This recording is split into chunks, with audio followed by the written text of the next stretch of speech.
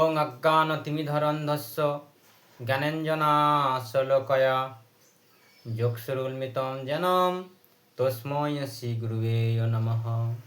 শ্রীচৈতন্যমনোহভীষ্টস্থাপিतं যেন ভূতলে স্বয়ং রূপং কদা মহদি দদাতি স্বপ্নপদান্তিকং। বন্দেऽহং শ্রীগুরুং শ্রীযুতপদকমलं শ্রীরুষ্ণাবাং চ শিরূপং সাগ্রজাतं সহগণ রঘুনাথায়तं তং সজীবং সাদ্বৈতং সাবধূतं পরিজনসহিतं কৃষ্ণচৈতন্যদেবং শ্রীরাধাকৃষ্ণপাদান সহগণ ললিতা শ্রীবিশাখান্বিতাং চ। নমো বিষ্ণুপদায় কৃষ্ণপৃষ্ঠায় ভূতলে শ্রীমতে জয় পতাকা স্বামিনীতি নামিনে।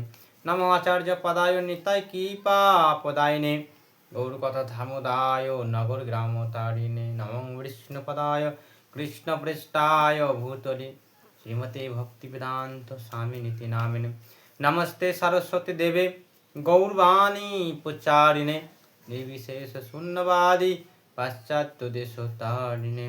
হে কৃষ্ণ করুণা সিন্ধু দীনবন্ধু জগৎপথে গোপীশে গোপিকা কান্ত রাধাকান্ত নমস্তুতে।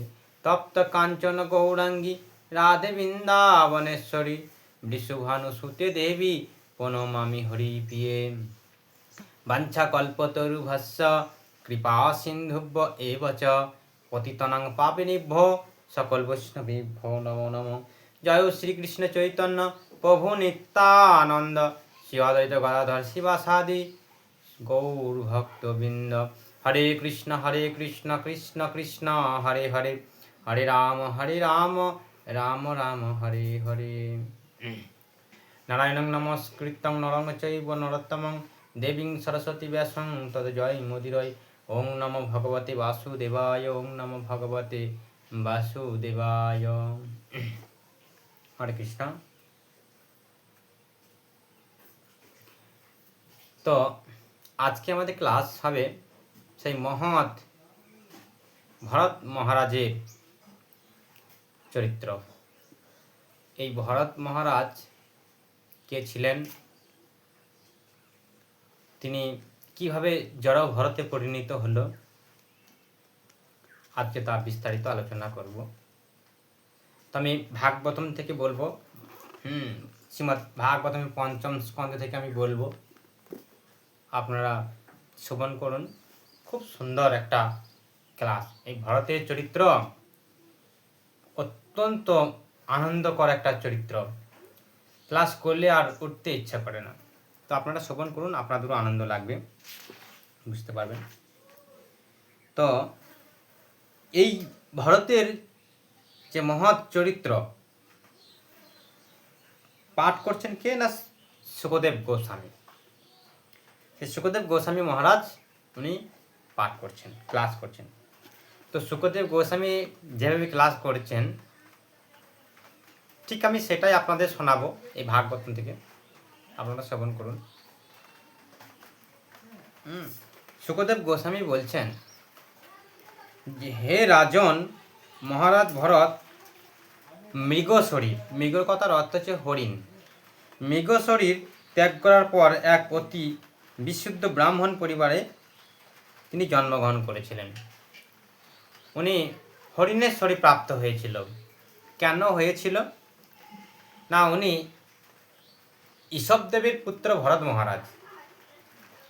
সেই ভরত মহারাজ গণ্ডকী নদীর তীরে তিনি সাধনা করতেন বা তপস্যা করতেন। সেই গণ্ডকী নদীর তীরে যেখানে বজ্রকীট রয়েছে, শালগ্রাম শিলা যেখানে পাওয়া যায়, দেখবেন ওখানে যে শিলাগুলো রয়েছে কোনো মিস্ত্রি সেগুলোকে ঠিকঠাকভাবে তৈরি করতে পারবে না, কিন্তু ওই পোকাগুলো বা এই কীটগুলো কী সুন্দর ওই পাথরগুলোকে কেটে কেটে গোপালের মূর্তি বা বিগ্রহ তৈরি করে দেয় অটোমেটিকলি। কি ভগবানের কৃপা। তা সেই গণ্ডকী নদীর তীরে তিনি তপস্যা করতেন। এককালীন সারা পৃথিবীর রাজা ছিলেন সেই ভরত মহারাজ। কিন্তু দৈবক্রমে তিনি একবার এক নদীর সরোবরে তিনি স্নান করতে যায়। সেখানে স্নান করতে করতে প্রাতঃকালে তিনি জল নিয়ে তর্পণ করছেন, আর হঠাৎ দৈবক্রমে একটা মৃগ, তিনি গর্ভবতী অবস্থায় সিংহের ডাক শুনে জলে ঝাঁপিয়ে দেয়। তা সেই জলের স্রোতে তাকে ভাসিয়ে নিয়ে চলে যায়।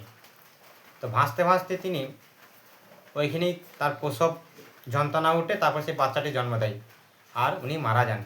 কিন্তু বাচ্চাটি কোনো ক্রমে ভাসতে ভাসতে সেই ভরত মহারাজের কাছে গিয়েছিলেন। ভরত মহারাজ দেখলেন এই অবস্থা, অত্যন্ত প্রেমিক তো, জীবে প্রেম। তো যাই হোক, জীবে প্রেম করতে জানেন বৈষ্ণবরা, কাউকে আঘাত নয়। তো তিনি সেই বাচ্চাটিকে তুলে নিয়ে তার আশ্রমে যায়। তো আশ্রমে গিয়ে সেটিকে ঠিকঠাকভাবে লালন পালন করতে থাকে, আস্তে আস্তে বড় হতে থাকে।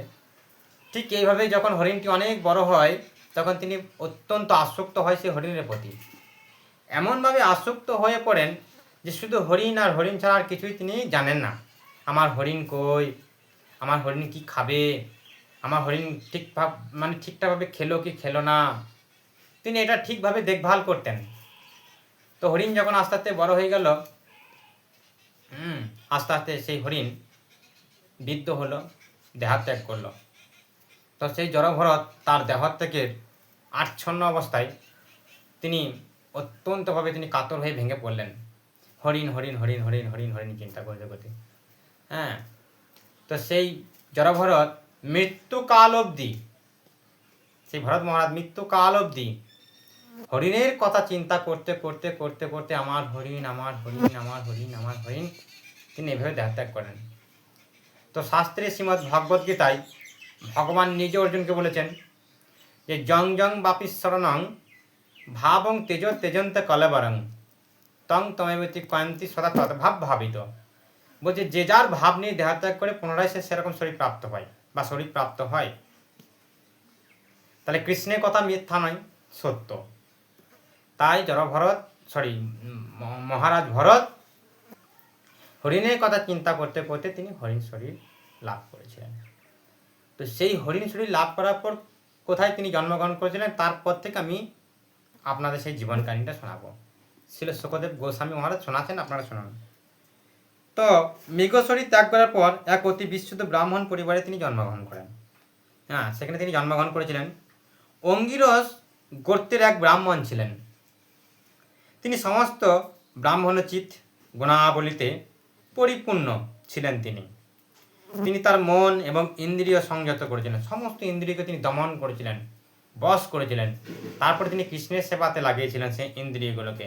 এই রকম তিনি ছিলেন এবং বৈদিক শাস্ত্রসম্মত অধ্যয়ন করেছিলেন। প্রচুর পরিমাণে তিনি শাস্ত্র অধ্যয়ন করতেন। তিনি দান, সন্তোষ এবং সহিষ্ণুতা, বিনয়, বিদ্যা, অনুসভা আদি সমস্ত গুণে গুণাতীত ছিলেন। তিনি ছিলেন আত্মজ্ঞানী এবং ভগবানের সেবায় পুরোপুরিভাবে যুক্ত। তিনি সর্বদা ভগবানের চিন্তা ছাড়া আর কোনো কিছু চিন্তা করতেন না, শুধু কৃষ্ণের চিন্তায় থাকতেন। তিনি সর্বদা ভগবানের চিন্তায় থাকতেন। তার জ্যেষ্ঠা পত্নী গর্ভে তারই মতো গুণ সম্পন্ন 9টি পুত্রের জন্ম হয়েছিল। এবং তার কনিষ্ঠা পত্নী গর্ভে এক যমজ পুত্র এবং কন্যা জন্ম গ্রহণ করেছিল। তাদের মধ্যে পুত্রটি হচ্ছেন পরম ভাগবত রাজশ্রেষ্ঠীয় ভরত মহারাজ। সেই ভরত মহারাজ জন্মগ্রহণ করেন, যিনি মৃগ শরীর পরিত্যাগ করে চর্মে ব্রাহ্মণত্ব শরীর লাভ করে বা ব্রাহ্মণ শরীরে আসে। তো এইভাবে তিনি ব্রাহ্মণ পরিবারে এলেন। ভগবানের বিশেষ কৃপা ফলে ভরত মহারাজ তার পূর্বের কথা স্মরণ করতে পেরেছিলেন। ভগবানের অচিন্ত শক্তির প্রভাবে তিনি পূর্বের কথা তিনি অনুসরণ করেছিলেন বা মনে রেখেছিলেন যে আমি কেন আমি এই হরিণ শরীর পেয়েছিলাম, কি ভুল করেছিলাম, তো আজকে আমি ব্রাহ্মণ কুলে এসেছি। তিনি এই কথাটা মনে করতে পেরেছিলেন বা তার স্মরণ ছিল। তা ব্রাহ্মণের শরীর পাওয়ার সত্ত্বেও তিনি ভগবত দ্বিমুখী আত্মীয় স্বজন এবং বন্ধু বান্ধবদের ভয়ে অত্যন্ত ভীত ছিলেন। কারণ তিনি জানতেন যে আমি যে পরিবারে জন্মগ্রহণ করেছি আবার এনারা আমাকে বিয়ে দেবে, আত্মীয় স্বজন, হ্যাঁ, আমি মায়ায় জড়িয়ে পড়বো, সেই ছেলে খেলাধুলো এইখান থেকে তো মুক্তি লাভ আমাকে করতে হবে। তা তিনি সাবধানতাভাবে তাদের সঙ্গে তিনি সেরকমভাবে ব্যবহার করতেন। সেই ভরত মহারাজ ওনাদের সঙ্গে মিশতে তিনি ভয় পেতেন, অত্যন্ত ভয়ভীত ছিলেন। তাদের সংঘর্ষভাবে পুনরায় অধপতন হতে পারে এটা তেনার চিন্তা ছিলেন, যে আমি নাদের সঙ্গ থাকলে আমি আবার অধপতন হয়ে যাব। দেখেছেন কত সতর্কা, মানে কত সতর্কভাবে ভগবত ভক্তর বা একটা শুদ্ধ ভক্তি ভজনকারী বৈষ্ণব কীরকম সাবধানতাভাবে থাকে। তিনি জানতেন যে অধপতন হতে পারে, এই আশঙ্কায় তিনি সর্বদা শঙ্কিত ছিলেন। তার ফলে তিনি জনসাধারণের কাছে নিজেকে এতটা মহানত্ব দেখাতেন না। জড়, অন্ধ এবং বধিদের মতো প্রদর্শন করতেন, মানে এমনভাবে প্রদর্শন করতেন বা এমনভাবে তিনি অভিনয় করতেন যেন খেপা বলে মনে করে, তার কাটা। ঠিক ওরকমভাবে তিনি থাকতেন, যাতে তারা তাদের সাথে কথা না বলার চেষ্টা করে। এই খেপা তো, কথা বললে হবে না ওনার সঙ্গে, বাবা আবার ঢেলাঢেলি করবে, হয় মাছিতে ডিস্টার্ব করছে, মাতাজি কিছু মনে করেন না। হ্যাঁ, তো কোনো সাধারণ মানুষ যদি আমাকে না এসে কথা বলে আমি সেরকম অভিনয় করবো, তার একটাই অভিনয় খেপা। হ্যাঁ, তো ঠিক তেমনভাবে তিনি প্রদর্শন করতেন। এইভাবে তিনি অসৎসঙ্গ থেকে নিজেকে রক্ষা করেছিলেন। অন্তরে তিনি সর্বদাই ভগবানের সেই পাদপদ্মে কথা নিরন্তর তিনি স্মরণ করতেন। দেখেছেন, এর নাম হয় শুদ্ধ ভগবত ভক্ত। পাকাল মাছের মতো পাকে থাকবে কিন্তু পাক লাগবে না গায়ে, পদ্ম পাতার মতো জলে থাকবে, জল স্পর্শ করতে পারবে না। তো যেখানেই ভগবত ভক্ত থাকুক না কেন, যতই অসুবিধা হোক না কেন, ঠিক তিনি সব কিছু সামালে বাধাকে সব কিছু অতিক্রম করে তিনি ঠিক ভগবানের ভজন চালিয়ে যায়, এর নাম হয় ভগবত ভক্ত। তো তিনি তার মধ্য দিয়েও নিরন্তর ভগবানের সেবা করতেন, তাই উনি ছিলেন শুদ্ধ ভগবত ভক্ত। এবং নিরন্তর ভগবানের মহিমা কীর্তন করতেন, তার ফলে তিনি কর্মবন্ধন থেকে মুক্ত হয়েছিলেন। এইভাবে তিনি অসৎসঙ্গের প্রভাবে তিনি নিজেকে রক্ষা করেছিলেন। তো এইভাবে তিনি থাকতেন আর অন্তরে তিনি ভগবানের চিন্তাতে থাকতেন। ব্রাহ্মণ পিতা মন সর্বদা তার পুত্র জড়ভরতের প্রতি অত্যন্ত আসক্ত ছিল, মহারাজের প্রতি। তো স্নেহপ্রাণ ছিলেন, তাই তিনি তার প্রতি অত্যন্ত আসক্ত ছিলেন। জড়ভরত যেহেতু গৃহস্থ আশ্রমে প্রবেশ করার অযোগ্য ছিলেন, কারণ খেপার মতো থাকতেন, জড়ভরতের মতন জড় থাকতেন।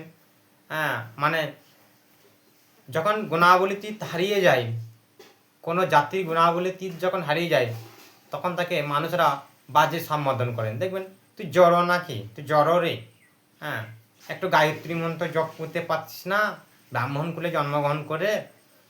এইভাবে তিনি যখন অভিনয় করতে থাকলে, যখন অভিনয় করলো, তখন গ্রামের মানুষরা ওনাকে জড় জড় বলে সম্বোধন করলেন, জড় ভরত জড় ভরত। তাই তো জড় ভরত বলে তেনারা আখ্যা করলেন, তাই তিনি তার প্রতি অত্যন্ত কোথায় পড়ছিলাম, যেহেতু তিনি অযোগ্য ছিলেন, জড় ভরত ছিলেন, তাই তিনি গৃহস্থ আশ্রমে প্রবেশ করার অযোগ্য ছিলেন। যদি কেউ এরকম খেপা টাইপ হয়, তো কোনো ব্যক্তি কি চাইবে বা কোনো নারী কি চাইবে যে আমি ওনাকে বিবাহ করি, বা তার বাবা মা কি চাইবে বা পিতা মাতা কি চাইবে যে আমার এই ছেলেটাকে কারোর সাথে বিয়ে দিই বা বিবাহ দেওয়ার একটা কথা ভাববে না, কখনোই ভাবে না। তো তাই ব্রহ্মচর্য আশ্রমের সমাপ্তি পর্যন্ত কেবল তার সংস্কার সম্পাদন করেছিলেন। জড়ভরতের অনিচ্ছা সত্ত্বেও তার পিতা তাকে শৌচ, আচমন আদি কর্মের নিয়ন্ত্রণ সব কিছু শেখাতেন। একটা আশ্রমে ওনাকে রেখেছিলেন, যে তুই এই আশ্রমে থাকবি বাবা বলতো, সেখানে সেবাকর্ম করবি। তারপরেও তার বাবা অনেক ইচ্ছা ছিল তার পিতার। তারপর তিনি আচমন অনেক রকম মন্ত্র পাঠ আদি অনেক কিছু সেই জড়ভরতকে শেখাতেন, যে বাবা এগুলো শিখ, অনেক কাজে লাগবে, শেখাতেন। কিন্তু উনি এমনভাবে অভিনয় করতেন যে ওনার বাবা জানতেই পারলেন না যে ইনি কে। যাই হোক, তো তার পিতা তাকে বৈদিক জ্ঞান সম্বন্ধে যথেষ্ট শিক্ষা দিলেও জড়ভরত তার সমকক্ষে মূর্খের মতোই আচরণ করতেন। বাবা অনেক চেষ্টা করতেন, তার পিতা অনেক চেষ্টা করতেন যে এগুলো শিখ, কাজে লাগবে, অত্যন্ত দামি জিনিস। কিন্তু জড়ভরত এমনভাবে তার বাবার কাছে থাকতেন, ওনার বাবা ওনাকে মূর্খের মতোই মনে করত। তিনি এইভাবে আচরণ করতেন যাতে তার পিতা তাকে শিক্ষা লাভের অযোগ্য বলে মনে করে। এমনভাবে অভিনয় করতেন তার পিতা ওনাকে মনে করতেন অযোগ্য, এনাকে শিক্ষা দেওয়ার দরকার আছে, এনারে ছেলেটা আমার কী করবে। দেখুন, সন্তান যতই খারাপ হোক না কেন, তাতে বোবা হোক, অন্ধ হোক, খোঁড়া হোক, পিতামাতার কাছে কিন্তু সেই সন্তানটি অত্যন্ত ভালো। এই হচ্ছে পিতামাতা। কথায় আছে না যে এক ফোঁটা দুধের ঋণ নাকি একটা গান আছে, যাই হোক আমার জানা নেই, মায়ের এক ফোঁটা দুধের ঋণ শোধ হবে না কোনো দিন। সত্যি পিতামাতার ঋণ শোধ করার মতন এই পৃথিবীতে কিছুই নেই। আমাদের সামান্য একটু কোনো কিছু হলে আমরা নিজেকে কেমন বলে মনে করি, কিন্তু পিতামাতার কাছে কিছুই নেই। তো যাই হোক, তিনি অনেক কিছু আচরণ করাতেন যাতে তার কাজে লাগে। তো শিক্ষা দেওয়ার চেষ্টা করেন। তিনি সম্পূর্ণ বিপরীতভাবে আচরণ করতেন। তার পিতা তাকে মল ত্যাগের পর হাত ধোয়ার শিক্ষা দিতেন। তিনি মল ত্যাগের পূর্বে হাত ধুতেন, কিন্তু তা সত্ত্বেও তার পিতা তাকে বেদ অধ্যয়ন করাবার চেষ্টা করতেন। বসন্ত গ্রীষ্ম ঋতুতে প্রণব এবং ব্যবহৃত সহ ত্রিপদী গায়ত্রী শিক্ষা দেওয়ার চেষ্টা করেছিলেন, কিন্তু ওই 4 মাসেও তিনি তা শিখতে পারলেন না। অনেক চেষ্টা করলেন ওনার পিতা ওনাকে শিক্ষা দেওয়ার, কিন্তু সেই ভরত মহারাজ এমনভাবে তিনি জড়ভরতের অভিনয় করলেন, তিনি কিছুই শিখলেন না।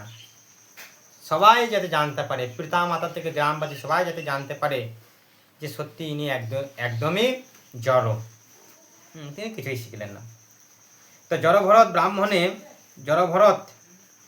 ব্রাহ্মণ পিতা তাকে তার প্রাণতুল্য প্রিয় বলে মনে করে, তার প্রতি অত্যন্ত আসক্ত ছিলেন। তিনি তাকে সুশিক্ষা করবার বাসনায় তাকে ব্রহ্মচর্য, ব্রত, শৌচ, বেদ অধ্যয়ন, নিয়মিত গুরুদেবের সেবা, অগ্নিযজ্ঞ করার বিধি শিক্ষা দেওয়ার চেষ্টা করেছিলেন, কিন্তু তার সমস্ত চেষ্টাই ব্যর্থ হয়েছিল। তিনি হৃদয়ে যে আশা পোষণ করেছিলেন তা পূর্ণ না হওয়ায় অন্য সকলের মতো সেই ব্রাহ্মণও তার গৃহের প্রতি আসক্ত ছিলেন, এবং তার স্মরণ ছিল না যে একদিন তাকে মৃত্যুবরণ করতে হবে। এইভাবে তিনি এমন চেষ্টায় লাগলেন জড়ভরতের প্রতি, তিনি ভুলেই গিয়েছিলেন যে আমাকে একদিন মৃত্যুবরণ করতে হবে। কিন্তু মৃত্যু কখনো বিস্মিত হয় না। মৃত্যু যথা সময়ের আগমন করে সেই ব্রাহ্মণকে গ্রাস করেছিলেন, তার পিতাকে।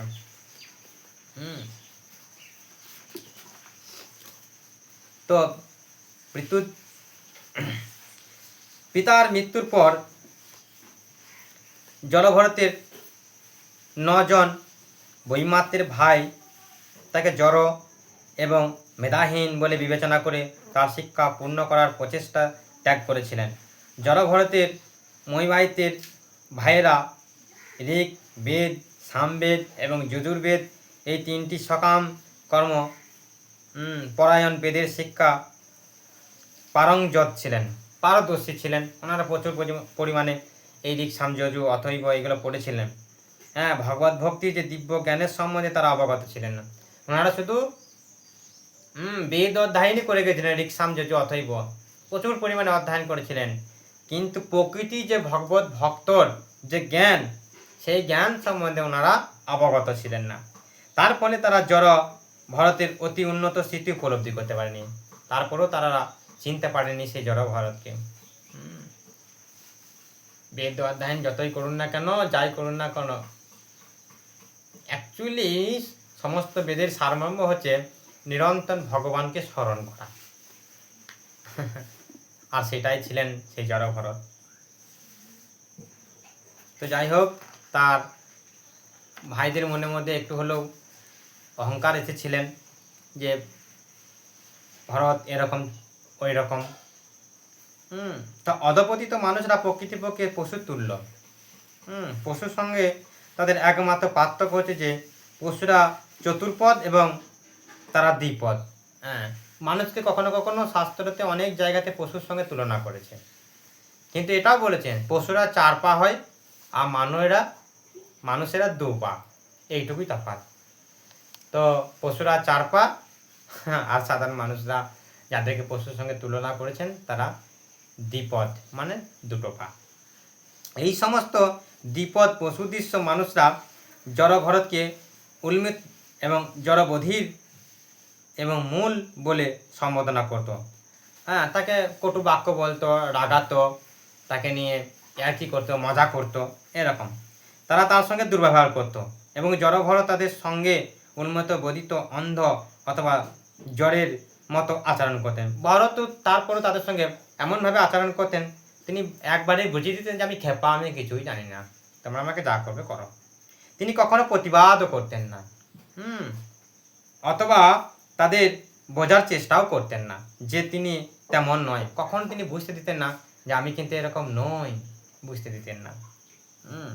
কেউ যখন তাকে দিয়ে কিছু করাতে চাইতো তখন তিনি তাদের ইচ্ছা অনুসারে তাই করতেন। ভিক্ষা দ্বারা অথবা বেতন স্বরূপ অথবা বৈদিক যা কিছু খাবার আসতো তা অল্প পরিমাণে হোক, সুস্বাদু হোক, বাসি হোক, স্বাদহীন হোক, তিনি তাই ওই গ্রহণ করতেন, আহার করতেন। ওনারা যা দিতেন, কেউ বেতনভুক্ত অবস্থায় নিয়ে যেতেন, চলো আমার বাড়িতে এমন একটু কাজ আছে গো, করে দিবে, এত টাকা দিব। মানুষ যে যা পারতেন ওনাকে নিজে কাজ করাতেন, বেতন দিতেন, না দিতেন কোনো ঠিক নেই। যে যা খাবার দিতেন, বাসি খাবার হোক, বাজে খাবার হোক, সুস্বাদ হোক না হোক, তিনি তাই গ্রহণ করতেন অমৃত বলে। তিনি কখনো ইন্দ্রিয় সাধনের জন্য সেই খাবারকে অবহেলা করতেন না। দেখুন ভক্ত, কারণ সুস্বাদ বা বিষাদ এসব ওনার চেতনায় ছিলেন না।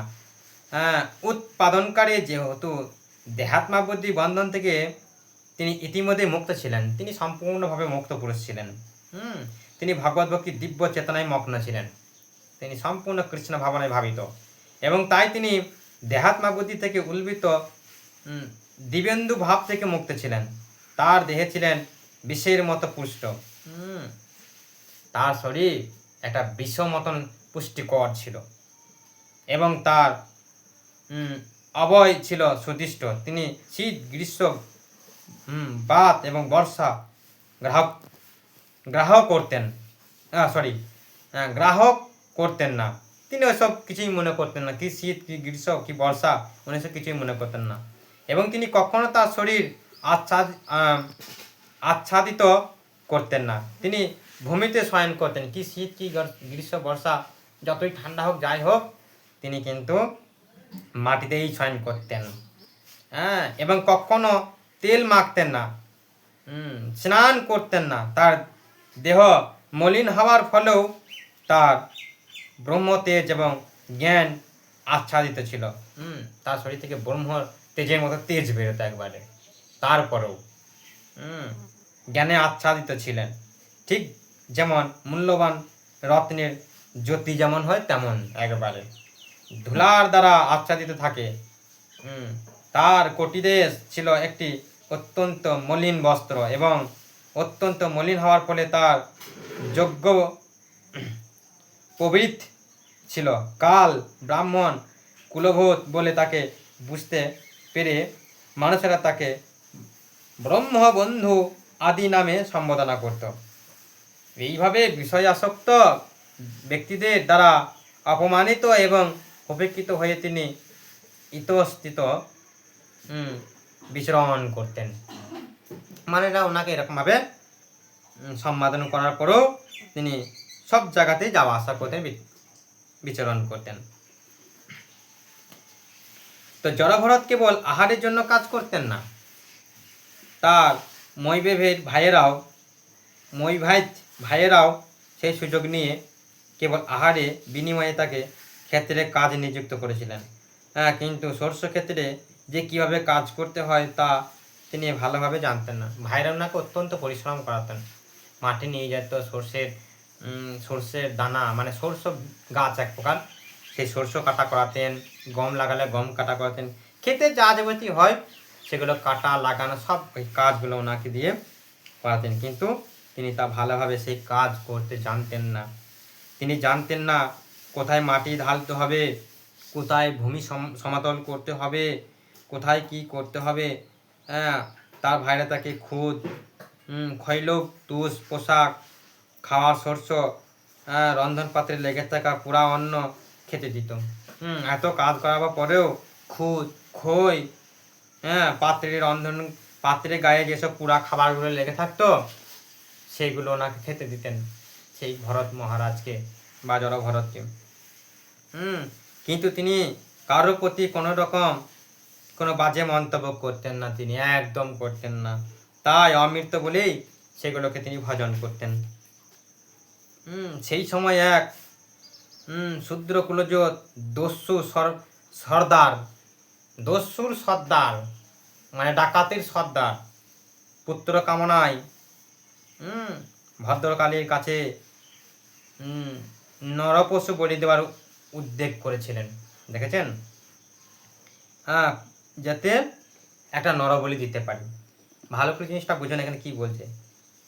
সেই সময়কালে দস্যুর সর্দার পুত্র কামনায় আমার যে একটা সন্তান বা পুত্র হোক, যে কোনো একটা হোক, সেই কামনায় ভদ্রকালীর কাছে নর পশু বলি দেওয়ার উদ্যোগ করেছিলেন। তো সেই দস্যুপতি বলি দেওয়ার জন্য একটি নর পশুকে ধরেছিলেন, কিন্তু সেই দৈবক্রমে বন্ধনমুক্ত হয়ে পালিয়ে যায়। সেই পশুটি কোনো রকমভাবে সেখান থেকে দড়ি ছিন্ন করে পালিয়ে যায়। তখন সেই দস্যুপতি তার অনুগামীদের তাকে বলে, যাও যাও যাও, ধরে নিয়ে আসো, তাড়াতাড়ি ধরে নিয়ে আসো, আদেশ দেয়। তারা সকলে চতুর্দিকে ধাবিত হয়, চারিদিকে দৌড়ে যায়, খোঁজো খোঁজো খোঁজো, খুঁজতে হবে, নাহলে সর্দার মারবে, আমাদেরকে ধরবে। তারা ভয়ে তাদেরকে ধাবিত হয়ে নানা দিকে খুঁজে বেড়ায়, কোথাও তাকে খুঁজে পায়নি। ভ্রমণ করতে করতে ঘোর অন্ধকারাচ্ছন্ন মধ্যে রাত্রে তারা আকসমান সর্ষ ক্ষেত্রে উপস্থিত হয়ে আঙ্গিরস কুলজাত ব্রাহ্মণ সেই ভরত মহারাজকে তিনি ঊর্ধ্ব আসনে বসিয়ে সেইখানে তাকে ধরে নিয়ে যায়। ভরত মহারাজকে পায়, জড়ভরতকে। তিনি পশুদের মতো ভাব দেখে মানে বিষয়টা আমি খুলে বলি, আপনারা বুঝবেন না। বুদ্ধিমান ব্যক্তিদেরকে কিন্তু কখনোই বলি দেওয়া হতো না, এটা নিষিদ্ধ ছিল। পশুর মতো অধম, পশুর মতো বুদ্ধি সেই সব ব্যক্তিরা যারা অকার্যের দেশের গঞ্জা, সেই সব ব্যক্তিরা যাদের কাজে আসবে না, কোনো কিছুতে কাজে নেই, তাদের মতন ব্যক্তিদেরকে ধরে ওই রকম কালীতলায় ভদ্রকালী, শ্যামাকালী, কত কালী আছে তাদের সামনে বলে দেওয়া হতো। তো ঠিক সর্ষ ক্ষেত্রে যখন ভরত মহারাজ ছিলেন, হয়তো মনে হয় ওখানে রাত বাস করেছিলেন, সেখান থেকে ভরত মহারাজকে ধরে নিয়ে যায়। এবং যখন ওনার কথাবার্তা শুনে দিলেন, বাবা এই তো খেপা, এনার তো কোনো কাজ বা এখানে কাজ আছে বলে নয়, অযোগ্য, তাই সেইভাবে তেনারা ওনাকে দেখতে পায়, তারপর ধরে নিয়ে যায়। বুঝা গেল? তা দস্যুর প্রতি অনুচরেরা জড়ভরতকে সমস্ত লক্ষণযুক্ত পশু বলে বিবেচনা করলেন। দেখলেন, এই গুণগুলো দেখতে পেয়েছিল বলেই তেনারা বিবেচনা করেছেন পশু বলে। তা সর্বদাভাবে বলির উপযুক্ত বলে মনে করে। তাকে দড়ি দিয়ে বেঁধে সরস্ব ফুটল শাস্য বদনের মা কালী মন্দিরে তারা নিয়ে যায় সেই জড়ভরতকে। তারপর সেই সমস্ত দস্যুরা তাকে নরবলি দেওয়ার কল্পিত বিধি অনুসারে জড়ভরতকে স্নান করিয়ে নতুন বস্ত্র পরিয়ে তাকে পশুযজ্ঞের অলঙ্কার, গন্ধ, তেল, তিলক, চন্দন, মালা দ্বারা ভূষিত করেছিলেন। এরপর ওনাকে বলি দিবে, সব কিছু রেডি করলেন, সাজালেন। তারা তাকে ভজন করিয়ে কালীর সম্মুখে নিয়ে এসে ধূপ, দীপ, মালা, লাদ, নবপুল্লব দুর্বকঙ্গল ফুল ফল, খুব সুন্দর দামি দামি ফুল দিয়ে কালীর পূজা করেছিলেন। এইভাবে নরপশুকে বলি দেওয়ার পূর্বে তারা উচ্চ গীত, অস্থি এবং মৃদঙ্গ প্রবণ ইত্যাদি উচ্চারণ নিঘণ্যস্যের সঙ্গে প্রতিমার পূজা করলেন এবং তারপর জড়ভরতকে প্রতিমার সামনে নিয়ে এলেন, সেই বিগ্রহের সামনে, মা কালীর সামনে নিয়ে এলেন। ওনারা সুন্দরভাবে অনেক কিছু দিয়ে সেই মা কালীকে পূজা করলেন, সেই ভদ্রকালীকে পূজা করলেন। ভরতকে একটা মালা পরালেন, সাজালেন, নতুন পোশাক পরালেন, চান করলেন, তারপর মায়ের মন্দিরের সামনে ওনাকে নিয়ে এলেন। তখন দস্যুদের মধ্যে একজন প্রধান পুরোহিত ভূমিকা অবলম্বনপূর্বক জড় ভরতকে নরপশুর তুল্য মনে করে আসনরূপে পান করার জন্য কালীর কাছে তার রক্ত নিবেদন করার বাসনায় ভদ্রকালী মন্ত্রে পবিত্রকৃত ভয়ঙ্কর তীক্ষ্ণ ধার একটি খড়গ গ্রহণ করে জড়ভরতকে বলির উদ্দেশ্য হয়েছিল।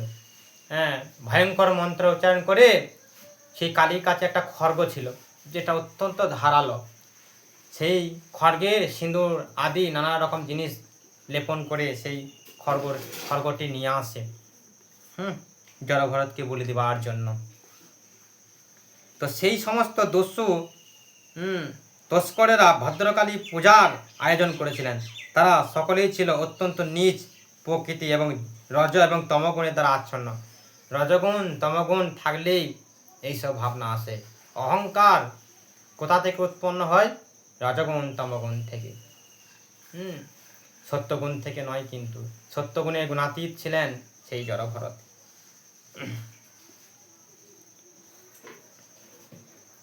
তো যখন ওনাকে নিয়ে আসা হলো, দেখুন এখানে একটা যুক্তি দিচ্ছেন। এই ভরত মহারাজ আজকে হয়তো তিনি ব্রাহ্মণ কুলে জন্মগ্রহণ করে তিনি অভিনয় করছেন জড়ভরতের, কিন্তু জানেন কি এই জড়ভরত এককালীন পৃথিবীর সাম্রাজ্যের রাজা।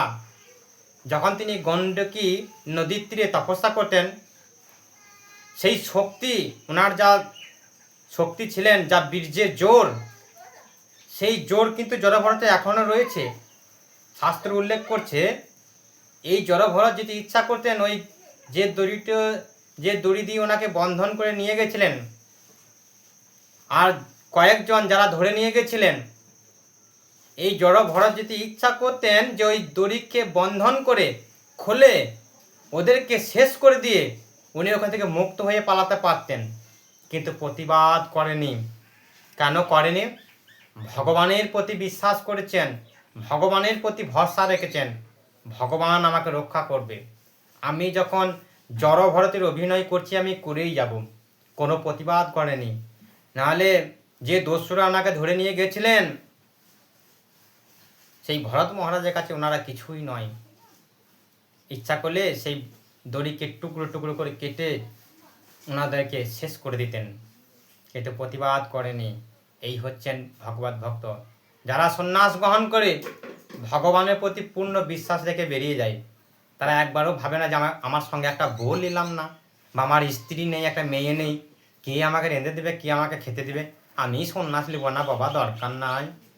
সন্ন্যাসীরা কিন্তু এরকম মনে করে না। সন্ন্যাসীরা সর্বত্রভাবে ভগবানকে বিশ্বাস করে বেরিয়ে যায়, কিন্তু ভগবান তাদেরকে রক্ষা করে, ভগবান তাদের খাবার জুটিয়ে দেয়। তো সেই ভরত মহারাজ তাই ভগবানের প্রতি বিশ্বাস করে ওনাদেরকে কোনো প্রতিবাদ করলেন না। তা সকলেই ছিলেন রজগুণ তমগুণের ব্যক্তি। তারা বহু ধন সম্পদ লাভের বাসনায় উন্মত্ত হয়ে বৈদিক বিধান লঙ্ঘন করে তারা ব্রাহ্মণ কুলযাত্র আত্মতত্ত্ববেদ্যা জড়ভরতকে বলি দিতে উদ্যত হয়েছিল। কিন্তু এই প্রকার মানুষেরা সর্বদাই হিংস্রাত্ম আচরণ প্রভৃতি থাকে, এবং তাই তারা জড়ভরতকে বলি দিতে চেষ্টা করার সাহস করেছিলেন। জড়ভরত ছিলেন সমস্ত জীবের পরমহংস, তার কোনো শত্রু ছিল না, এবং তিনি সর্বদা ভগবানের চিন্তায় মগ্ন ছিলেন। সবসময় ভগবানকে স্মরণ করতেন। তিনি সৎ ব্রাহ্মণ পিতার পুত্রে জন্মগ্রহণ করেছিলেন, এবং তিনি শত্রু হলেও অথবা আক্রমণকারী হলেও তাকে হত্যা করার শাস্ত্রে বিধান অনুসারে নিষিদ্ধ। কোনোদিন তাকে মানে শাস্ত্রে এমন বিধান নেই যে শত্রু হলে তাকে হত্যা করা যাবে না। তাই ভরত মহারাজ কিছু মনেই করেনি। আক্রমণকারী হলেও তাকে হত্যা করা শাস্ত্রের বিধান অনুসারে নিষিদ্ধ। কোনো অবস্থাতে জড় ভরতকে হত্যা করার কোনো কারণ ছিল না, কিন্তু তাই ভদ্রকালী তা সহ্য করতে পারেনি। কালী তা সহ্য করতে পারেনি। সেই সমস্ত পাপাচারী দস্যুরা পরম ভগবত জড় ভরতকে হত্যা করার উদ্দেশ্য হয়েছেন। এই দেখে দেবী ভদ্রকালী সাহসা প্রতিমার বিচূর্ণ করে একটা বিশাল আওয়াজ করে প্রকাশিত হয়ে গেলেন। তার শরীর থেকে প্রকাণ্ড ঐশ্বর্য তেজ জ্বলছিল একবারে। সেই ভদ্রকালীর প্রতিমা থেকে বিশাল আওয়াজ করে একটা দেবী মূর্তি বেরিয়ে এলেন। তার শরীর থেকে তেজ বেড়েছিল একবারে। যখন ভরতকে একটা জায়গায় বেঁধেছিল কেবলমাত্র বলি করবে, ঠিক সেই সময়েই সেই ভদ্রকালী নিজেই এলেন। সেই অপরাধ সহ্য করতে না পেরে ক্রোধবশতে ভদ্রকালী ভ্রমণকুটি বেগে সঞ্চালিত হয়ে ভয়ঙ্কর কুটিল দাঁত বিগ্রহ হয়েছিল এবং তার আরক্ত লোচন বিঘ্নমুক্ত হয়েছিল। এইভাবে তিনি তার ভয়ঙ্কর রূপ প্রদর্শন করেছিলেন, যিনি যেন সমগ্র জগৎ সংহার করবে, এরকম তিনি রূপ ধারণ করেছিলেন সেই সময়কে। সেই প্রচণ্ড মূর্তি ধারণ করেছিলেন। দেবী থেকে লাফ দিয়ে নিচে নেমে এলেন সেই লোকগুলোর কাছে, যে ডাকাতরা ছিল তাদের কাছে লাফিয়ে চলে এলেন। এসে খড়গের দ্বারা যে ব্যক্তিটি খড়গটা ধরেছিলেন তার হাত থেকে কেড়ে নিয়ে দস্যুরা জড়ভরতকে হত্যা করার উদ্দেশ্য করেছিলেন। আর সেই সময়ে তিনি সেই খড়গের দ্বারায় তিনি সমস্ত দস্যুদেরকে তাদের মস্তক ছেদন করে দিলেন। সমস্ত মস্তকগুলো আলাদা করে দিলেন, শরীর থেকে কেটে দিলেন। তারপর তাদের গলদেশ থেকে রক্তরূপ সেই অতি উষ্ণ মদ নির্গত হতে লাগলো। তিনি ডাকিনী, যোগিনী ইত্যাদি সহচরীকে সব ডেকে নিলেন, তোমরা চলে আসো, এদের রক্ত পান করো, তোমরা খেয়ে নাও এদের রক্ত। সব পান করতে লাগলো। ডাকিনী, যোগিনী, চিরাচণ্ডী সবাই এলো, সেই রক্ত পান করতে লাগলেন। অত্যাধিক রক্তপানের উন্মত্ত হয়ে দেবী যখন তার পার্শ্বদের সঙ্গে উচ্চস্বরে গান করতে লাগলেন, নাচতে লাগলেন। চিরাচণ্ডী, ডাকিনী, যোগিনীর সাথে তিনি উচ্চস্বরে গান নৃত্য করতে শুরু করলেন। এবং সেই সময় দস্যুদের ছিন্ন মস্তকগুলি নিয়ে কুন্দুক ক্রিয়া করতে লাগলেন। সেই মস্তকগুলোকে নিয়ে ছোড়াছুড়ি করে খেলতে লাগলেন, তাদের মাথাগুলোকে নিয়ে, সমস্ত ডাকাতদের মাথাগুলোকে নিয়ে ওনারা হোলির মতো খেলতে লাগলেন, ছোড়াছুড়ি করে বল খেলা খেলতে লাগলেন। একবারে এত রেগে গিয়েছিলেন সেই বৈষ্ণবী দেবী একটা শুদ্ধ ভগবত ভক্তের প্রতি এরকম আচরণ দেখে। তিনি আর সহ্য করতে পারলেন না। তো শুকদেব গোস্বামী তখন মহারাজ পরীক্ষিতকে বললেন, এই ক্লাসটা কিন্তু আমি করিনি, শুকদেব গোস্বামী মহারাজ করছেন। তো ঠিক সেই সময়ে শুকদেব গোস্বামী মহারাজ পরীক্ষিত মহারাজকে বললেন, এই ভাগবত পাঠটা কিন্তু পরীক্ষিত মহারাজকে শোনাচ্ছেন সেই শুকদেব গোস্বামী। তো পরীক্ষিত মহারাজকে বললেন, হে বিষ্ণু দত্ত, যারা জানেন যে আত্মা দেহ থেকে ভিন্ন, যারা হৃদয় গ্রন্থি থেকে মুক্ত, যারা সর্বদা সমস্ত জীবের মঙ্গল সাধনে রত এবং যারা কখনো কারো অনিষ্ট চিন্তা করে না, তারা সর্বদাই সুদর্শন চক্রধারী পরমেশ্বর ভগবানের দ্বারা রক্ষিত হন। দেখেছেন, সর্বশ্রেষ্ঠ গুণায় বৈষ্ণব শরীরে, বৈষ্ণবরা সর্বদাই সবসময় ভালো চিন্তা করেন, তাই তাদেরকে ভগবানের রক্ষিত কেউ না কেউ এসে রক্ষা করে। তো দেব দেবী আদি সমস্ত তো ভগবানের শুদ্ধ ভক্ত, তারা ভগবানের রক্ষক। ভগবানের আদেশ পালন করেন, ভগবানের আইন পালন করেন সমস্ত দেবদেবী। এই যে মহাদেব ধ্বংসকর্তার দায়িত্ব পালন করছেন, ভগবানের আদেশ। দেবী কালী করছেন, সমস্ত দেবদেবীরা ভগবানের আইনগুলোকে পালন করছেন, তারা রক্ষক ভগবানের। তো ভগবানের আইন রক্ষককারী ব্যক্তি তোনারা। তো সেই ভক্ত দিয়ে রক্ষা করালেন। তা মহাকাল রূপে তিনি অসুরদের সংহার করেন এবং ভক্তদের রক্ষা করেন। ভক্তরা সর্বদাই ভগবানের শ্রী পাদপদ্মে আশ্রয় গ্রহণ করেন, তাই সর্বদা অবস্থাতেই এমনকি চিরচ্ছিন্ন কাল উপস্থিত হলেও তারা অবিচলিত থাকেন। তারা শ্রী পাদপদ্মে আশ্রয় গ্রহণ করেন। তাই সর্প অবস্থাতেই এমনকি শিরচ্ছেদনদন কাল উপস্থিত হলেও তারা অবিচলিত থাকেন। তাদের পক্ষে তা মোটেই আশ্চর্যজনক নয়, তাদের কাছে কোনো আশ্চর্যজনক নয় এটা। তা হরে কৃষ্ণ এইভাবেই জলভরতকে সেই কালী দেবী বা বৈষ্ণবী দেবী রক্ষা করলেন।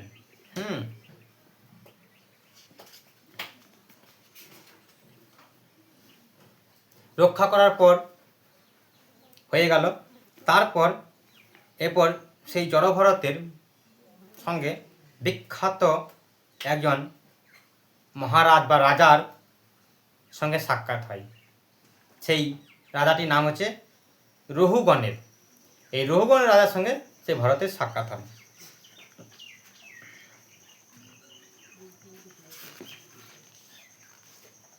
তো শুকদেব গোস্বামী বললেন, হে রাজন, তারপর সিন্ধু, দেখুন এরপর কি হলো, এরপর একটা ভালো ক্লাস পাবেন।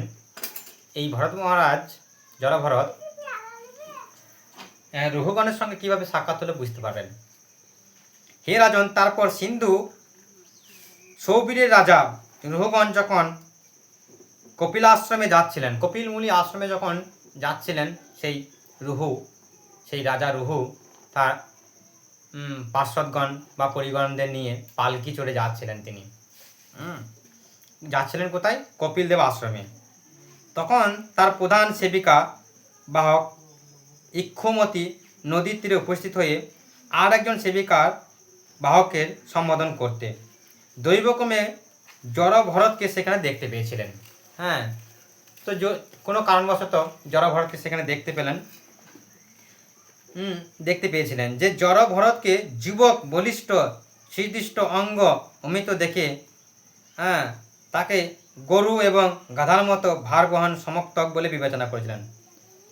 যখন রাজা রহু যখন পালকিতে চড়ে তার দূতদের সঙ্গে যাচ্ছিলেন, রাস্তায় জড়ভরতের সঙ্গে দেখা হয়। জড়ভরতের বেশ হাট্টা ঘুট্টা শরীর স্বাস্থ্য ছিলেন। তাকে মনে করেছিলেন যে গাধার মতো শরীর, তো গাধার মতন, গরুর মতন শরীর বিবেচনা করেছিলেন, গরুর মতো শক্তি। এনাকে আমার পালকি টানা করাবো, পালকিটা টানা করাবো, সেরকম মনোভাবনা করেছিলেন। তো মহাত্মা জড়ভরত যদিও এই প্রকার কার্যে উপযুক্ত ছিলেন না, তবু তারা কোনো রকম দ্বিধা না করে তাকে বলপূর্বক সেবিকা বহন কার্যে নিযুক্ত করেছিলেন। এই আমি রাজা, আমার কথায় আদেশ সর্বশ্রেষ্ঠ, আমি বলছি তুমি আমার পালকি কাঁধে লইয়ে তুমি আমাকে বহন করে নিয়ে চলো। জড়ভরত কিছুই বললেন না।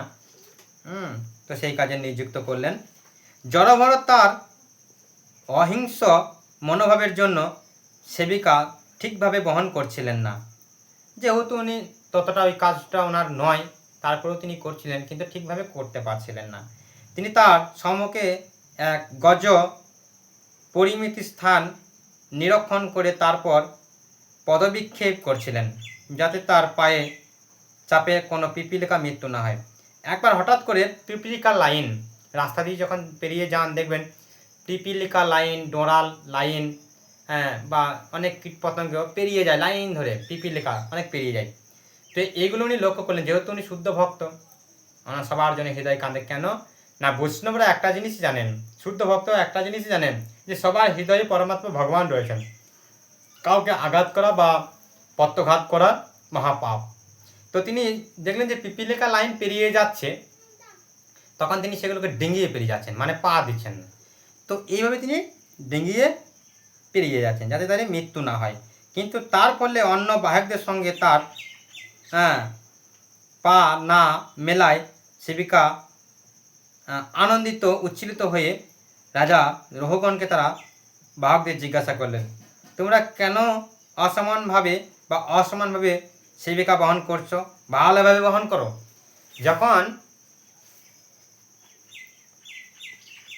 ভরত মহারাজ সেই পিপিলিকাগুলোকে বাঁচানোর জন্য তিনি যখন লাফাচ্ছিলেন, পাগুলোকে ডিঙিয়ে পেরেছিলেন, তার পেছনে যারা ছিলেন তাদের সঙ্গে আর মেল খাচ্ছে না, যেহেতু উনি ডিঙিয়ে পেরেছেন। তো যখন ডিঙিয়ে পেরেছেন, তো পালকিটা ওঠানামা করছেন।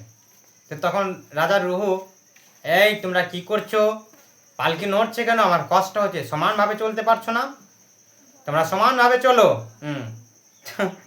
তো এরকমভাবে তারা সম্বোধন করেছিলেন বা বলছেন শাস্ত্রে, তোমরা সমানভাবে চলো। তো সেবিকা বাহিকারা রাজার তিরস্কার বাক্য শ্রবণ করে দ্বন্দ্ব ভয়ে ভীত হয়ে এইভাবে রাজাকে কাছে বিনয় করলেন, রাজার কাছে কিছু অনুরোধ করলেন বা কিছু বললেন যে হে রাজন, আমরা আমাদের কার্য সম্পন্ন মোটেই অবহেলা করছি না, আমরা তো আমার ঠিকই চলছি, হ্যাঁ আমাদের কোনো ত্রুটি নেই মহারাজ, রাজা আমরা ঠিকভাবেই চলছি, আমরা আমাদের কর্মের কোনো অবহেলা করছি না, আপনার আজ্ঞা অনুসারে আমরা সুবিষ্টভাবেই সেবিকা বহন করছি তো।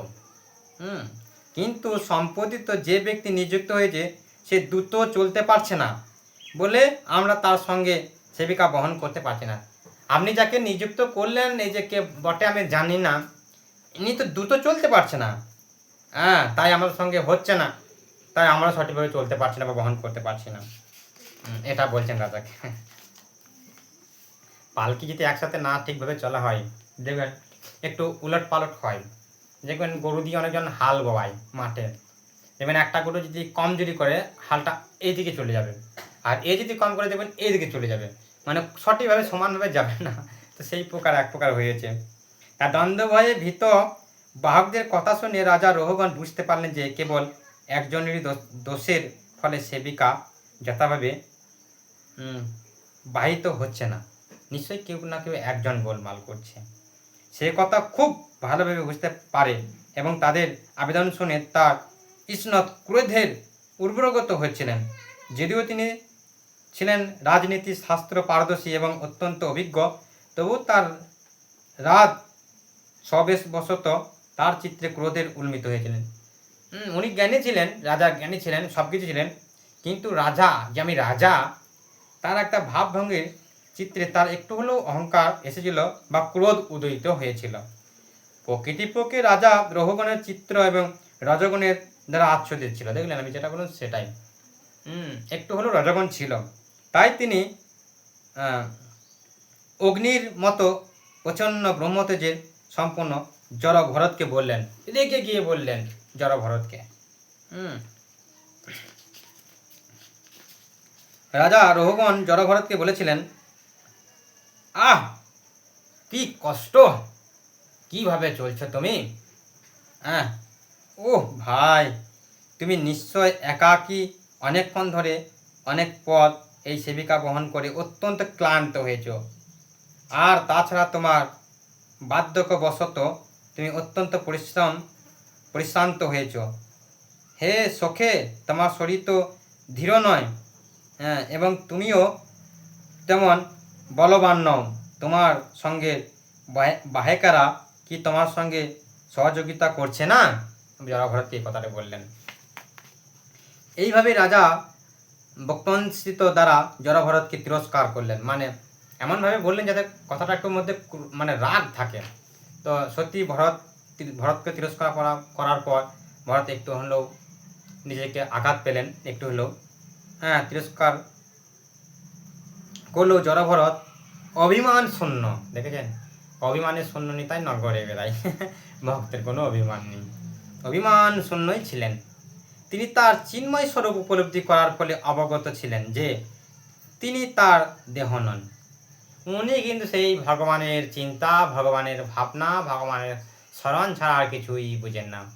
তিনি বারবার করে অদৃষ্ট তথ্য জ্ঞান তিনি নিয়ে চিন্তা, আমি তো দেহ নই, আমি তো আত্মা, আমি তো দেহ নই, আমি তো আত্মা।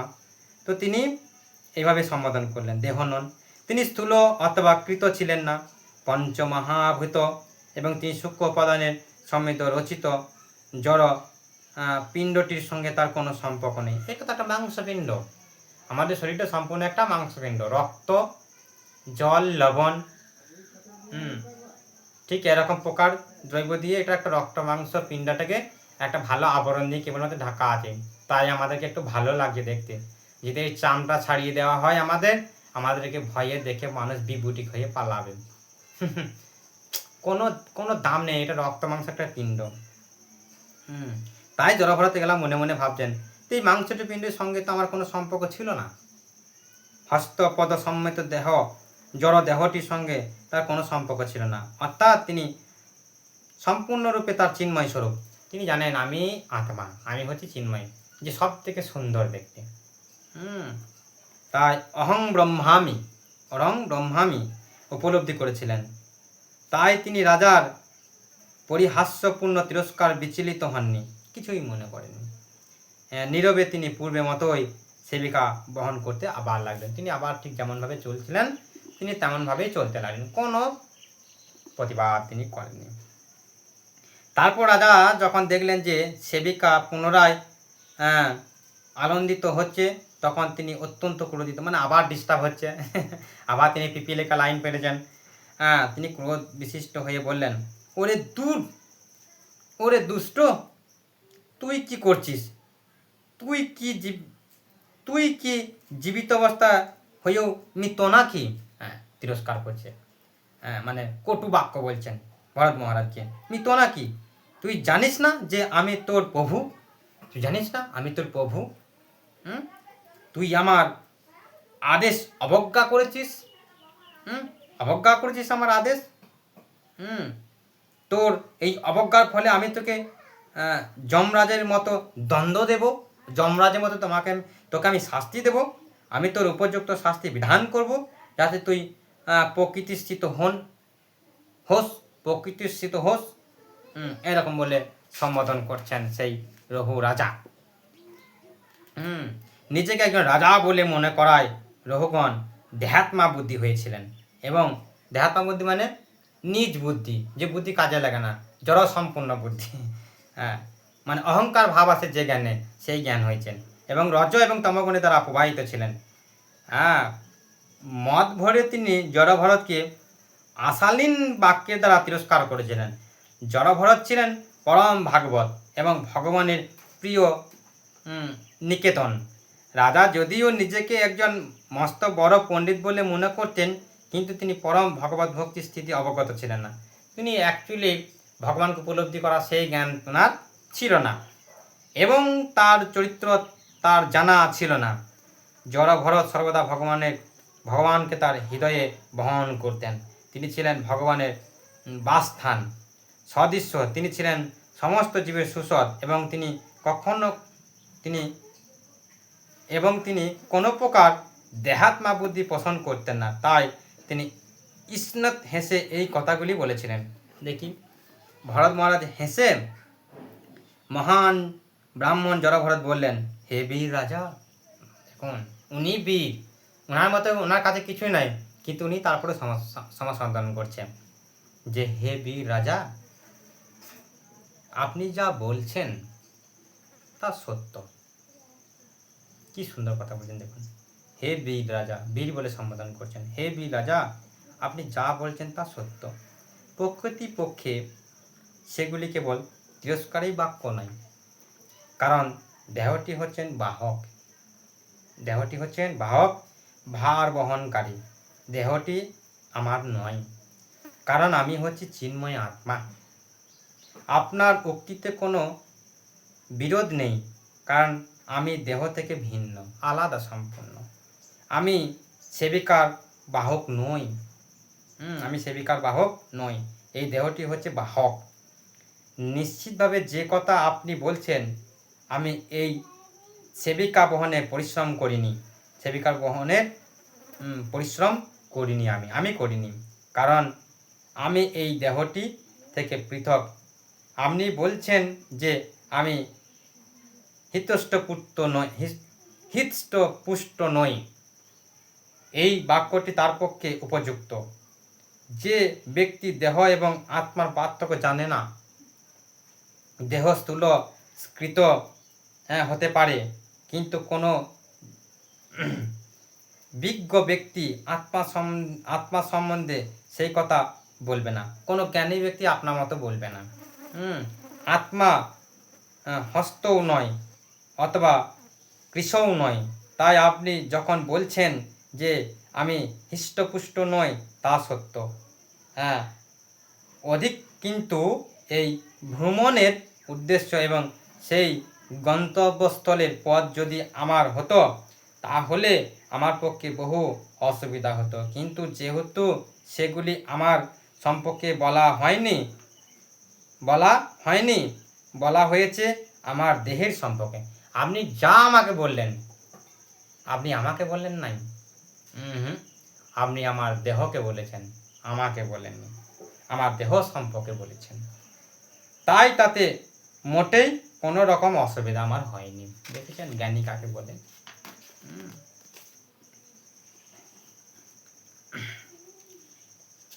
তা স্থূলতা, কৃশতা, দৈহিক এবং মানসিক ক্লেশ, তৃষ্ণা, ক্ষুধা, ভয়, কলহল, জড় সুখভোগের বাসনা, জরা, নিদ্রা, বিষয়াসক্তি, ক্রোধ, শোক এবং দেহাত্মা বুদ্ধি, এই সবই আত্মার জড় আবরণের বিকার। দেহাত্মা বুদ্ধিতে মগ্ন ব্যক্তিরাই এগুলি দ্বারাই প্রভাবিত হয়, কিন্তু আমি সর্বপ্রকার দেহাত্মা বুদ্ধি থেকে মুক্ত।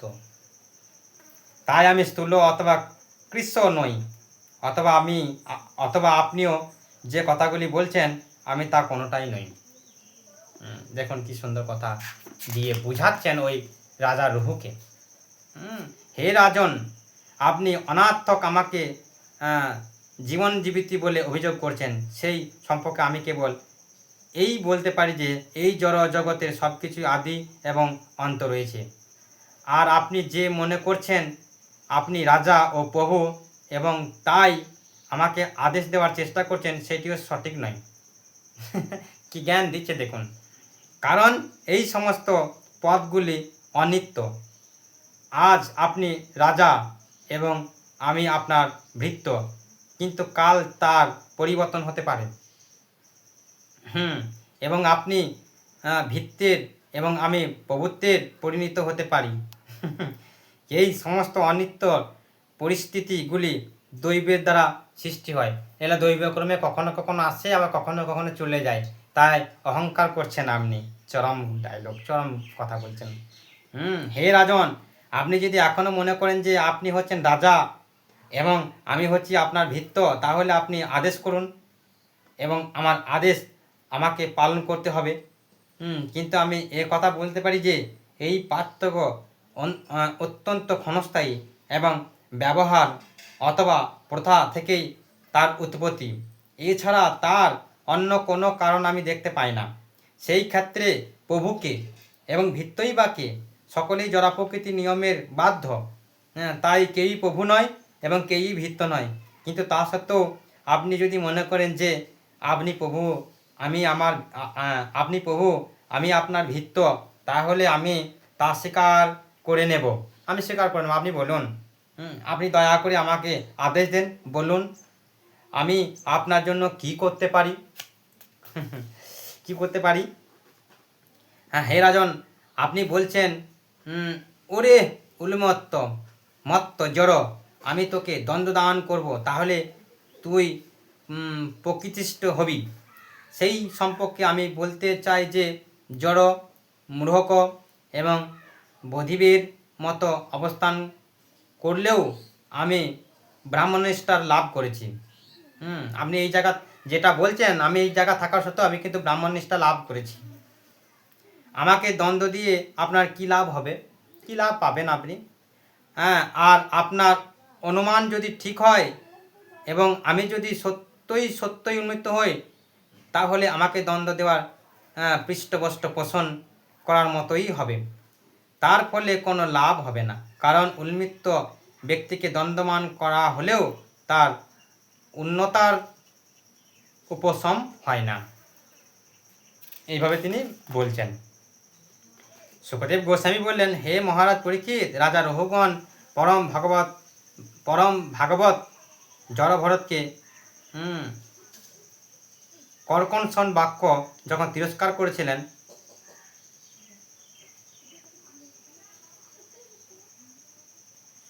কর্কশন বাক্য দিয়ে তিরস্কার করেছিলেন, তখন শান্তচিত্ত মণিবর তা সহ্য করে তার যথার্থ উত্তর দিয়েছিলেন। অবিদ্যার কারণ দেহাত্মা বুদ্ধি, কিন্তু জড় ভরত সেই ভ্রান্ত ধারণা দ্বারা প্রভাবিত ছিলেন না। তার স্বাভাবিক দৈনবশত তিনি নিজেকে একজন মহান ভক্ত বলে মনে করতেন। মনে করতেন না, এবং তিনি নীরবে তার প্রকৃত কর্মের ফলে ভোগ করে যেতেন। একজন সাধারণ মানুষের মতো তিনি মনে করেছিলেন যে সেবিকা বহন করে তিনি তার পূর্বকৃত দুষ্কর্মের ফল বিনিষ্ট করছে। এইভাবে বিচার করে তিনি পূর্বক সেবিকা বহন করতে লাগলেন। জড়ভরত মনে করলেন যা কিছু হচ্ছে, যা কিছু আমার সঙ্গে ঘটছে, এটা আমার পূর্বে কর্মফল। সেই কথা ভগবানের আশীর্বাদ বলে মনে করে নিয়ে, সেই কর্মফলটাকে ভগবানের আশীর্বাদ বলে মনে করে নিয়ে তিনি আবার সেই সেবিকা বহন করতে লাগলেন। খুব সুন্দর কথা আছে, যদি আমি পুরোটা বলি আপনারা শুনতেই থাকবেন, ইচ্ছা করবে না যে উঠবো। যদিও ক্লাস অনেক বড় হয়ে গেল, প্রায় 1 ঘন্টা 48 সেকেন্ড ক্লাস হয়ে গেছে। সুখদেব গোস্বামী বললেন, হে পাণ্ডব শ্রেষ্ঠ মহারাজ পরীক্ষিত, সিন্ধু শৈবরের রাজা মহারাজ রোহগণের পরম তত্ত্ব বিচারের গভীর শ্রদ্ধা ছিল। জড়ভরতের যোগশাস্ত্র সমস্ত এবং হৃদয়ী গ্রন্থি ছেদনকারী বাক্য শ্রবণ করে তার রাজ অভিমান বিদূরিত হয়েছিল। তিনি আস্তে আস্তে তার কথাগুলো শুনে ভাবনা করতে করতে লাগলেন। যখন যিনি যেতে লাগলেন আর ভাবনা করতে লাগলেন, সে কথা শোনার পর তিনি একটু হলেও ভাবলেন যে না, এইগুলো তো ঠিক বলছে, এগুলো তো ঠিক বলছে। তার ছেদনকারী বাক্য শুনে তার রাজা অভিমান, সমস্ত কিছু অভিমান দূর হয়েছিল। তিনি বুঝতে পারলেন এগুলো আমরা অভিমান, এগুলো অন্যায় পাপ। তিনি যখন বুঝতে পেরেছিলেন, তিনি শীঘ্রই সেবিকা থেকে অবতরণপূর্বক ভরতের শ্রীপাদ পদ্মে সে মস্তক স্থাপন করেন, প্রণীত নিবেদন করলেন, এবং সেই মহাভাগবতের চরণে অপরাধ করার ফলে ক্ষমা প্রাপ্তি হয়েছিলেন। তিনি সঙ্গে সঙ্গে পালকি নামাও নামাও নামাও নামাও, সেবিকাকে বলে নামাতে সঙ্গে সঙ্গে ভরত মহারাজের চরণে মাথা মস্তক নত করে তিনি ক্ষমা ভিক্ষা চাইছেন। মহারাজ রোহগণ বললেন, হে ব্রাহ্মণ, আমি সকলের অজ্ঞতাসারে প্রচ্ছন্নভাবে এই সংসারে বিচরণ করেছি। আপনি কে? আপনি কি বেদাজ্ঞ ব্রাহ্মণ? আপনি কি মহাপুরুষ? আপনি কি যোগ্য প্রবৃত্তি ধারণ করেছেন? আপনি কি দত্তায়েতের আদি অবধূতের মধ্যে কেউ? বাবারে কি বলে সম্বোধন করছেন, দেখুন কি বলছেন। কি বলছেন ভালো করে বলে শুনুন। এই সংসারে বিচরণ করছেন আপনি কে? আপনি কি বেদজ্ঞ ব্রাহ্মণ এবং মহাপুরুষ? আপনি কি যোগ্য পবিত্র ধারণ করেছেন? আপনি কি দৈত্যের আদি অবধূতিদের মধ্যে কেউ? আপনি কি কোনো মহাত্মা শিষ্য? আপনি কি কোথাও অবস্থান করেন? আপনি এই স্থানে কেন এসেছেন? আপনি কোথায় অবস্থান করেন, দয়া করে আপনি বলুন। বলছেন আপনি কোথায় অবস্থান করেন, দয়া করে আপনাকে বলুন। দয়া করে আপনি আমাকে বলুন, আপনি এই স্থানে কেন এসেছেন? এগুলো জিজ্ঞাসা করছেন। আমাদের মঙ্গল সাধনের উদ্দেশ্য কি আপনি এসেছেন? আমাদের ভালো করার জন্য, আমাদের মঙ্গলের জন্য কি আপনি এসেছেন?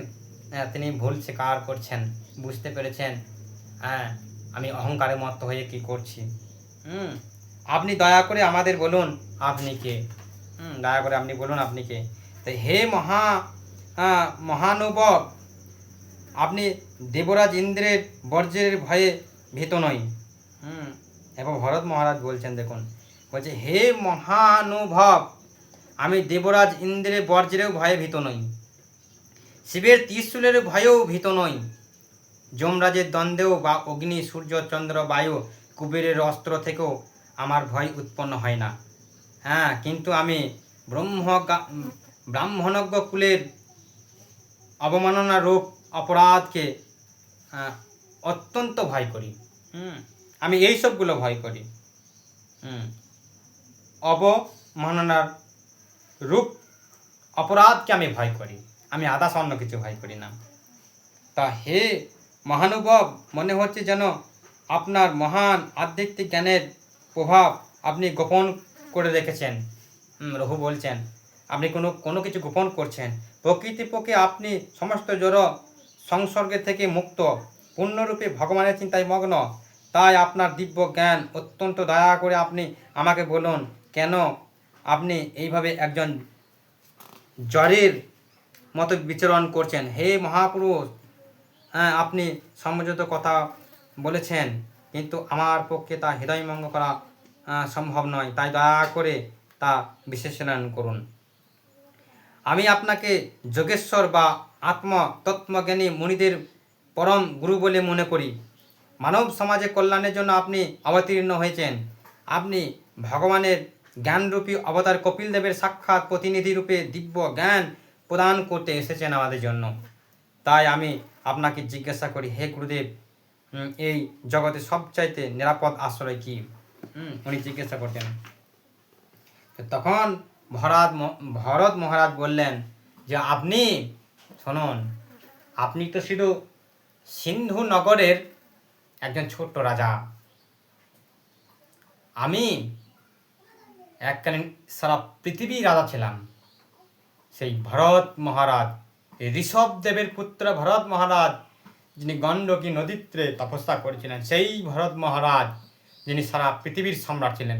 ও, সেই ভরত মহারাজ, ঋষভদেবের পুত্র সেই ভরত মহারাজ যিনি সারা পৃথিবীর রাজা। তখন অত্যন্ত অনয় বিনয় করছেন, পায়ে ধরছেন, পায়ে পড়ছেন, প্রভু ক্ষমা করুন, প্রভু আমি কি ভুল করেছি, কি অন্যায় করেছি, আমাকে ক্ষমা ভিক্ষা করুন, আমাকে ক্ষমা করুন, আমাকে ক্ষমা করুন, এইরকমভাবে অনয় বিনয় করছেন। তো হরে কৃষ্ণ, আজকে এইটুকুই থাক। আবার পর একদিন আবার বসবো, আবার এই জড় ভরতের চরিত্র জীবন কাহিনী বলবো। হরে কৃষ্ণ কৃষ্ণ কৃষ্ণ হরে হরে, হরে রাম রাম নাম হরে হরে। আপনারা সবাই ভালো থাকবেন এবং সুস্থ থাকবেন। হরে কৃষ্ণ।